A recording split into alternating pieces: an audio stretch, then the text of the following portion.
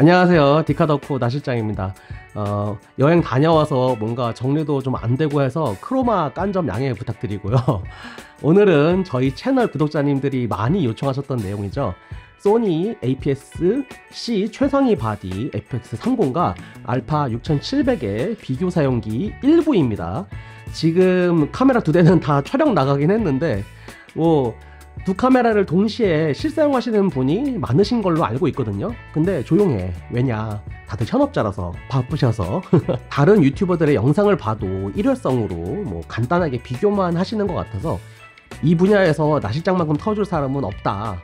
소니 비공식 APS-C 앰버서더의 자존심을 걸고 1부, 2부로 나눠서 이야기를 해볼 건데요. 1부는 FX30이나 알파 6700에 있거나 없는 기능들을 비교해서 정리할 예정이고 2부는 스펙을 다 떠나서 두 카메라를 동시에 사용해본 상황에서의 제 견해를 한번 이야기해 보겠습니다. 작년에 알파 6700 리뷰를 했었고, 제 생각에는 소니 APS-C에서는 견줄 곳이 없는 최강 하이브리드 카메라가 알파 6700인데 그렇다고 FX30이 안 좋으냐, 그건 아니거든요. 알파 6700과 같은 센서와 프로세서고 두 카메라의 차이가 정확히 무엇인지 궁금해하는 댓글들도 많았습니다. 단순히 사진용, 동영상용으로 구분지어 나누진 않을 겁니다. 그런 이야기라면 다른 유튜버들 영상을 보시고요.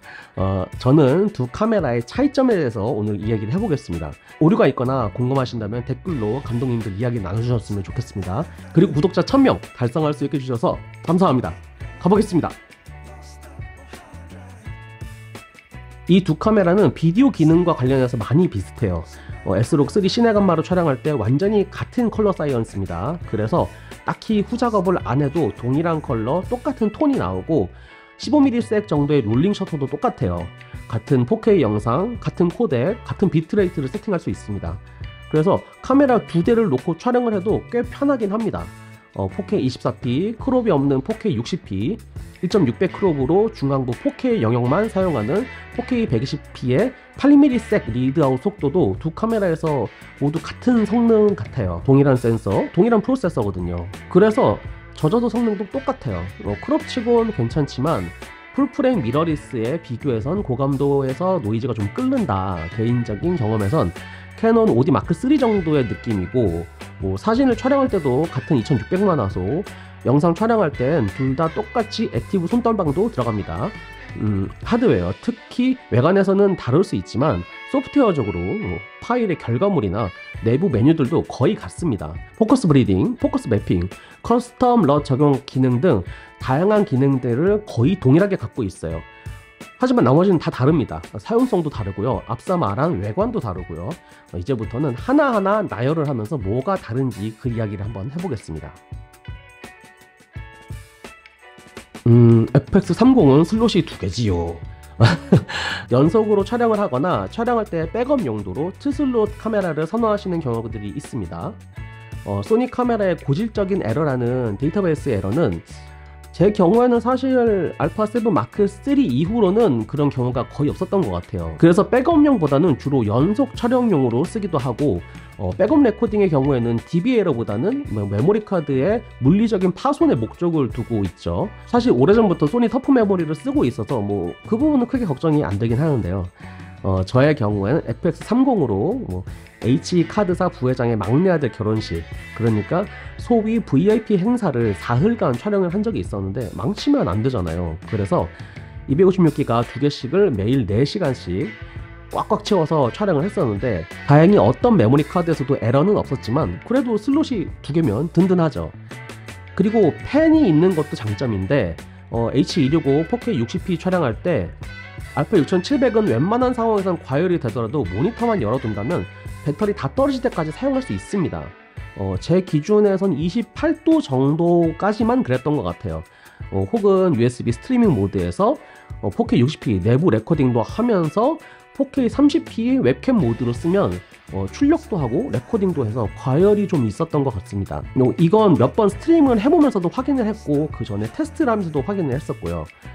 1.5배 크롭 되는 4K 120p 경우에는 알파 6700은 20분 내외로 연습 촬영을 했었고 발열로 꺼졌습니다. 팬이 있어서 열 배출이 용이한 FX30은 사계절 내내 실내, 야외에서 사용을 하면서 어떠한 상황에서도 발열로 인한 셧다운은 없었습니다. 오히려 팬이 돌아서 기존 APS-C 바디들보다 비교적 배터리가 빨리 닳고, 그래서 배터리가 다 닳아서 레코딩이 멈추는 경우는 있죠.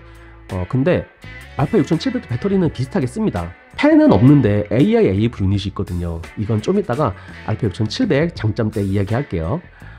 그리고 레코딩 될 때 모니터에서도 빨간색 라인이 보이지만 전면, 측면, 상단에서 탈리 램프가 들어오는 것도 FX30의 장점이죠.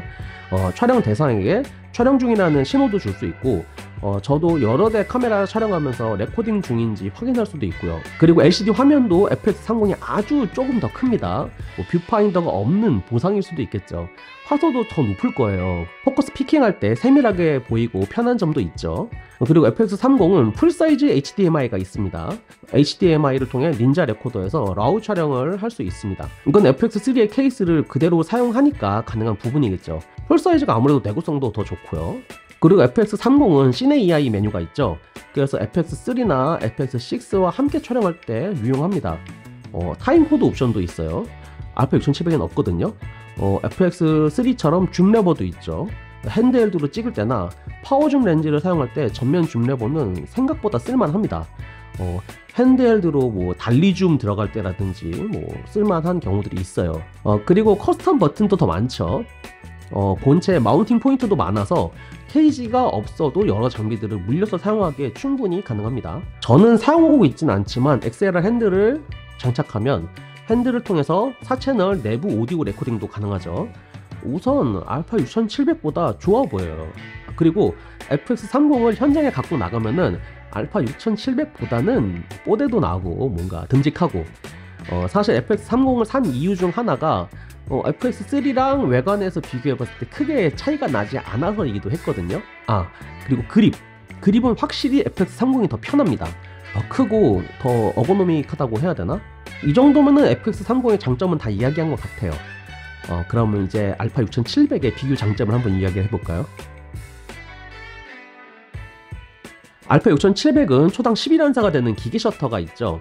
FX30은 연사도 안 되고 전자 셔터밖에 없어요. 그래서 사진을 한 컷 찍을 때마다 셔터를 한 번씩 꼭 눌러야 하고요. 셔터 음이 스피커로 나옵니다. 물론 끌 수는 있어요. 그리고 알파 6700은 뷰파인더가 있죠. 이건 큰 장점일 수 있습니다. 야외 촬영일 경우 해가 밝다면 사진이든 영상이든 촬영할 때 뷰파인더는 유리합니다. EVF는 밝고요. 생각보다 시원하게 잘 보이는 편이에요. 그리고 터치스크린에서 메뉴 스와이프 했을 때 나오는 메뉴들도 알파 6700에는 있지만 FX30에는 없죠. 그리고 AI/AF 유닛이 있는 것도 알파 6700의 비교 장점일 텐데, AF 잡을 때 아주 좋습니다. 잘 잡아요. FX30에는 이게 없거든요. 물론 FX30도 AF에서는 부족함이 없지만 아무래도 AI/AF가 더 좋을 수밖에 없는 것 같아요. 놓치는 경우가 없거든요. 특히 사람이나 뭐 동물이나 뭐 고양이. 근데 이 AI/AF 유닛의 프로세싱이 배터리를 좀 더 소모하는 것 같아요. 그래서 FX30이 팬이 달려서 배터리가 빨리 닳는다. 그러면 알파 6700은 AI/AF 유닛이 배터리를 좀 더 사용하는 것 같더라고요. 그래서 체감상 둘의 배터리 타임은 거의 비슷합니다. 그리고 알파 6700엔 오토 프레이밍도 있죠. FX30은 없는데 이 오토 프레이밍도 생각보다 배터리 도둑입니다. 아무래도 검출하는 정보가 더 많을 테니까 그런 것 같아요. 저는 4K 영상 촬영할 때 소니 풀프레임에서는 S35 모드, APS-C 바디에선 1.5배 클리어 이미지 줌을 사용해서 사용성에 따라서 줌을 좀 더 확보하는 편인데, 풀프레임일 때는 S35 모드일 때 모든 AF가 작동하는 반면에 지금까지 APS-C 바디들은 클리어 이미지 줌일 때 AF 추적이 불가능했어요. 그냥 전체 화면에서 AF가 잡혔었거든요. 근데 알파 6700은 AI/AF 유닛을 통해서 클리어 줌일 경우에도 인물 AF를 눈과 얼굴까지 검출합니다. 그리고 알파 6700이 FX30보다 크기도 작죠. 이후에 나왔던 알파 7C2나 알파 7CR보다도 작아요. 렌즈 중심으로, 그러니까 그립의 반대쪽 메모리 카드가 들어가는 부분에서 폭이 살짝 더 좁은데, 아무래도 작은 건 짐을 사용할 때나 브이로그 찍을 때 FX30보다 유리하겠죠. FX30 무게가 646g인데 알파 6700이 500g이 안 돼요. FX30보다 작고 가벼운 차이가 장점일 수 있겠다. 그리고 USB-C로 컴퓨터 연결하면은 4K 30p 라이브 스트리밍도 가능하죠.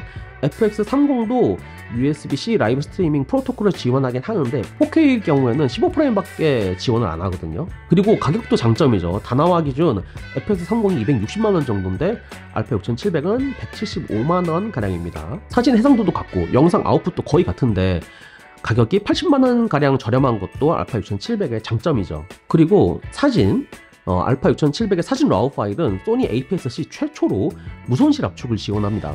그래서 상업 촬영하거나 뭐 큰 폭으로 보정을 할 때 정말 훨씬 유리합니다. 노이즈 보정이나 안부 명부 보정, 컬러 그레이딩, 컬러 커렉션, 그리고 알파 6400 같은 경우에는 검은색 부분, 안부 부분에서 이렇게 노이즈가 떡지는 부분이 발생하는 경우가 있었거든요. 이렇게 라우 핸들링을 하면은. 근데 그 부분에서 알파 6700은 훨씬 성능이 좋아요. 하슈에서도 사진 촬영할 때 스트로보와 TTL을 지원하죠. 이게 FX3에서는 지원을 하던 건데 FX30에서는 지원을 안 해요.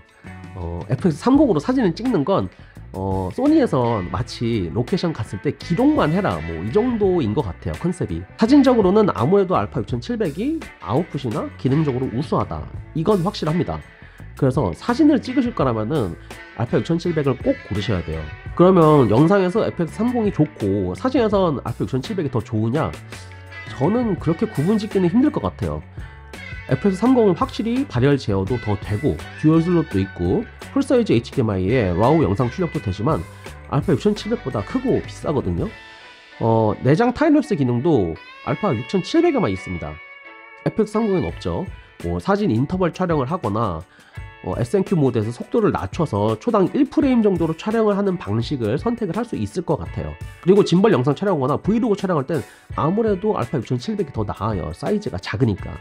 영상 촬영할 때 발열 문제로 알파 6700에 울란지 펜을 달아서 사용하시는 분들도 계시죠. 그런데 아무래도 외부에 붙이는 거니까 펜에서 나오는 노이즈가 오디오에 물릴까봐 좀 불안해요. 외장 마이크를 안 사용하면은 외부에 달린 펜은 반드시 수음이 됩니다. 그리고 배터리도 따로 들어가야 되니까 번거롭고요. 그리고 알파 6700은 사진, 영상, SNQ 모드 다이얼이 밖으로 나와 있죠. FX30은 모드 변경이 메뉴 버튼을 누르고 화면을 통해서만 바꿀 수 있습니다. 이것도 알파 6700의 장점이겠네요. 개인적으로는 사진은 무슨 수를 쓰더라도 알파 6700이 나아요. 요즘 저한테는 영상일이 좀 줄고 사진일이 좀 더 늘어나는 시즌이어서 알파 6700에 손이 더 많이 가는 건 아무래도 저에겐 사실입니다. 작으니까 파우치 하나 해가지고 어깨 세게 넣어 갖고 다녀요. 이번에 보홀 갈 때도 그렇게 가져갔더니 작고 편하더라고요. 알파 6600 쓸 때도 이렇게 쾌적했으나 싶은 그런 느낌? 이렇게 다니고 오히려 알파 6700이 스튜디오에서 저만 찍고 있는 집순이가 된 것 같고 뭔가 좀 천대받는 느낌이랄까? 근데 FX30은 확실히 케이스가 더 견고하고 커스텀 버튼도 많고 어떤 상황에서도 영상을 찍을 수 있다는 신뢰성이 있어요. 배터리만 잘 준다면 끊길 일은 없다. 마음이 좀 놓인달까요? 영상의 진심이라면 FX30이 장르에 상관없이 영상 촬영할 때 쉽고 편합니다. 그래서 저 같은 소규모 프로덕션이나 라이브 스트리밍 회사에서는 FX30을 두세 대씩 구비해서 촬영을 하시더라고요. 자, 여기까지 FX30과 알파 6700의 같은 점, 다른 점들을 나열하면서 영상을 좀 진행해 봤습니다. 내장 ND 필터도 없고 개각도 지원도 안 하는 FX3나 FX30이 무슨 시네마 카메라냐 하시는 분들도 많으시죠. 그런데 실제로 구입하신 분들보다는 그 기능들이 지원되는 다른 브랜드와 FX30, FX3를 비교하시는 분들이 주로 그런 이야기들을 하시더라고요. 근데 아무래도 카메라로 영상이나 사진을 찍어서 돈을 벌지 않는 한 모든 카메라를 다 구입하고 사용할 수는 없는 것도 사실입니다. 그래서 비용 대비 많은 기능들을 하나의 카메라에 원하시는 것 같아요. 그래서 전천 후 올라운드 고성능을 하나의 바디에서 기대를 하게 되죠. 그런데 카메라 제조사들은 그렇게 만들지도 않고 팔지도 않아요. 특히나 소니가 그렇죠. 그 니즈를 계속 요구하면 펌웨어 업데이트는 안 하고 새 바디를 내놓기도 하니까요. FX30이나 알파 6700 두 카메라 중에 비교하자면 진지한 필름 메이커들은 아무래도 FX30을 선호합니다.